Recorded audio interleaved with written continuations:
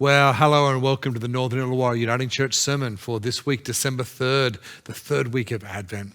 And we're looking at this little discussion throughout the Gospels where Jesus discusses why he came. Of course, at Advent, in preparation for Christmas, we're thinking about Jesus coming. And so it seems appropriate to look at the reasons Jesus says that he came.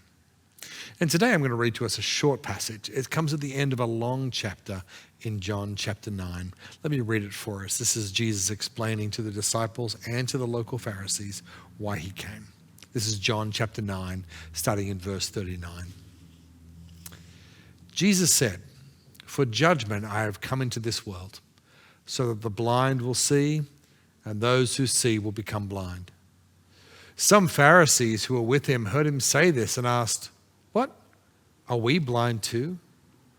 Jesus said, "If you were blind, you would not be guilty of sin.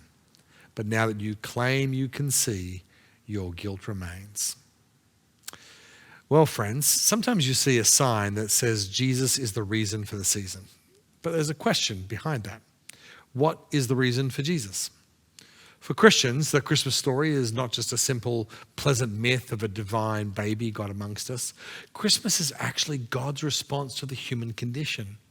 One of the ancient creeds of Christianity, the Nicene Creed, puts it this way: Jesus came for us and for our salvation.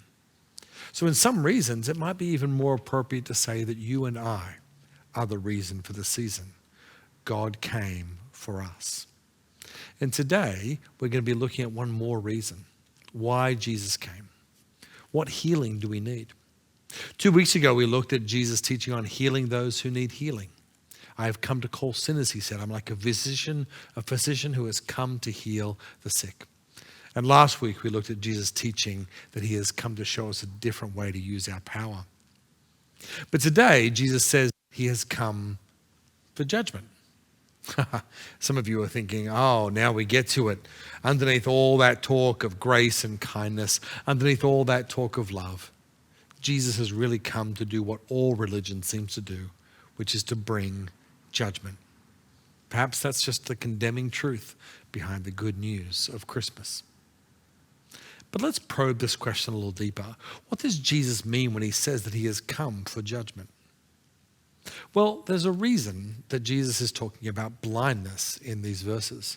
It's a short reading, but it comes at the end of a much longer chapter, perhaps one of the most important stories in the Gospel of John. In the story, at the beginning of chapter 9, Jesus heals a man who is born blind, physically blind. It's an amazing miracle, and Jesus says he does it so that God's glory will be shown in this man's life. But what's really fascinating about the story is not just the healing, it's the response to the miracle. Of course, the man who is healed is overjoyed. His life has been changed by Jesus. But since he was blind when the miracle happens, he doesn't know what Jesus looked like or even where he went. The man has been healed, but he is still in the dark. And everybody else is in the dark as well in this story. Clearly something amazing has occurred, but the townspeople are curious. Who healed this man? How did it happen? And they're not the only ones. They're curious, but the religious authorities are suspicious. They don't like not knowing. They don't like being out of the loop or out of control. And so the religious leaders, the Pharisees, the scribes, they start to interrogate the man. Well, in fact, they first interrogate his parents and then him. "Who healed you?" they asked. And the man who was healed keeps saying, "Well, it was Jesus." But the religious authorities reject that out of hand. It can't be Jesus, they say. "We know that this man, Jesus, is a sinner." They've already decided. And they say, "We know that you, the blind man, are a sinner as well. Otherwise, why would you have been born blind?" And they say, "We know that God doesn't use sinners to heal sinners." And the formerly blind man says something so clever and so beautiful. He responds with simplicity and courage. He says this: "I do not know whether he is a sinner. One thing I do know, that though I was blind, now I see." And the religious authorities are furious. From their point of view, they know everything about God there is to know. They know how the world works. They know what the rules are. They are the wise ones who see. They are the educated. And it's precisely because they know so much that they cannot believe the miracle that has happened right in front of their eyes. They have already made up their minds, and so they have already closed their eyes. Now, this amazing story brings us to our reading today. Jesus looks at this whole travesty unfolding, and he makes this statement that I read before. For judgment I have come into this world, so that the blind will see, and those who see will become blind. So in light of this story, perhaps we understand more of what Jesus means when he says he comes for judgment. He means something very specific. He doesn't mean judgment as in condemnation, as in I judge you, I condemn you. Jesus hasn't come to pass his opinion on us. In fact, when it comes to passing judgment, Jesus is incredibly gracious. He heals the man born blind without checking on his moral behavior, his credentials, or asking him to prove himself. He just heals the man. And in fact, we know that in the Gospel of John, chapter 3, in that famous chapter, we're told that God did not send his Son into the world to condemn the world or judge the world, but in order that the world might be saved through him. So what Jesus means by judgment can't be condemnation. I think what he means here is judgment as in consequence. He means judgment as in the revelation of reality. Judgment is not condemnation of those who need help. Judgment is the consequence of not asking for help when we need it. I'm going to say that again. Judgment is not condemnation for those who need help. Judgment is the consequence for not asking for help when we need it. I have a little story that illustrates this well. It's a story that happened about 25 years ago when I was living in California. And one day I drove through a wonderful, beautiful national state park called Yosemite National Park. And this was in May. And in California, that's late spring in California. So although it snows in Yosemite, it didn't seem like it was going to snow then. But because it snows in Yosemite often, you're required to bring chains, tire chains, car chains, snow chains at all times. It was late in the season, so I just decided to buy the cheapest chains possible and didn't bother to learn how to put them on. I thought I knew what I was doing, and I thought I knew that it wasn't going to snow. And as it happened, as we were driving through the Sierra Nevadas, these beautiful mountains, we saw two hitchhikers, and we picked them up. So the car was full. It was me, my wife, and two hitchhikers. And as we came up over the highest pass in the mountains, wouldn't you know it, it started to snow, like really, really sudden, really heavy snow. And the lights came on and we had to stop. And I had to put these chains on, chains that I had bought for cheap and had never practiced putting on. The hitchhikers at this point offered to help. But I didn't want to admit that I didn't know how to do it. I didn't want to be exposed as incompetent. Nope, I said, I've got this. So I got out and I started to put the chains on. It took me ages in this blowing snow, but I got them on, we got back in the car and I started driving. And within 3 minutes of driving, I heard a dreaded hissing noise.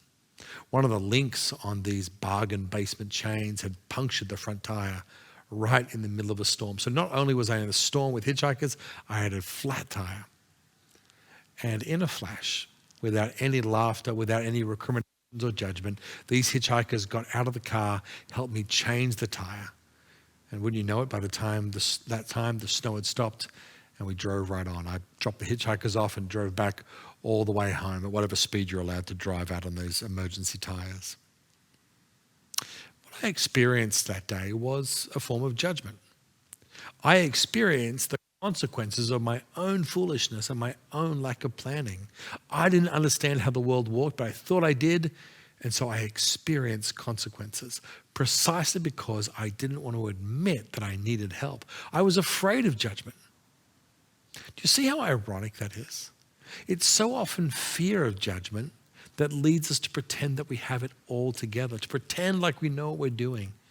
Our whole life we are trained to look as though we know what we're doing. Ironically, our fear of judgment leads to consequences, leads to another kind of judgment. But in that story too, it was when my need became glaringly obvious that I actually experienced grace. When I admitted, or in this case was forced to admit that I needed help, I didn't face judgment. What I received was grace and help when I needed it most. not condemnation, but help. Jesus has come to offer help for those who need it. And so the question is, in fact, the most important question is, do you need help? Not with tires, but with wisdom. Do you need hope or help or healing? Do you need someone to guide you and navigate through the craziness of what is this existence, this life? The first step, says Jesus, is to admit that we can't see our way forward. And when we do that, Jesus is ready to heal. Now, Jesus isn't saying we're completely daft. We all know something about something. You perhaps know about cars or watches or mental health or landscaping or accounting or something. But when it comes to life, the very existence in which we move, we all need help. We need to trust the one who made life, the universe, and everything, and us. We cannot do it by ourselves. We need to admit that we don't see it all. That's what it means to live by faith. Now, I want to be clear here. When you admit that you don't see it all, that you need help, the answer for you may not immediately be Jesus. It may not even be God. I get it. There are a lot of barriers to belief, to coming to faith, to putting your trust in some kind of formal religion. But right now, all Jesus is saying is this: will you and I at least take the first step? Admit that we don't know. Admit that we need help. And don't be afraid of that. Jesus is telling us that he came so that we don't have to pretend to have all the answers. You know, this dynamic that Jesus invites us to reminds me of the alcoholics I've known who finally stop making excuses and admit they are powerless over their addiction. It reminds me of married couples who realize that they can't figure it out together and they need to go for counseling. It reminds me of people who struggle with mental illness and realize they need therapy or medication or just someone to talk to open up to.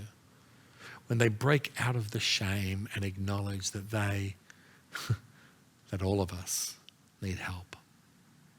Friends, Christmas is a time when we are invited to not just open our presence, but to open our eyes to our need for God in a harsh and perplexing world. Instead of pretending that we have it all together, we can trust in the God who opens the eyes of the blind, who heals the sick, and calls everyone to himself. Do not let fear of judgment lead you to fall into judgment. Jesus invites us to admit our blindness and let the healer come and open our eyes. In the name of the Father, and of the Son, and of the Holy Spirit.